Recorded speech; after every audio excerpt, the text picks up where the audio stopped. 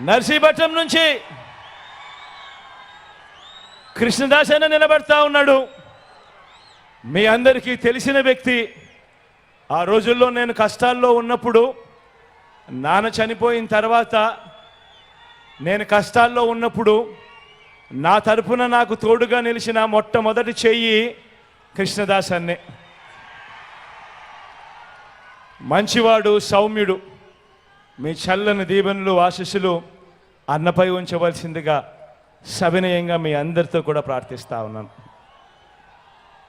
నర్సీపట్నం నుంచి కృష్ణదాస్ అన్న నిలబడతా ఉన్నాడు.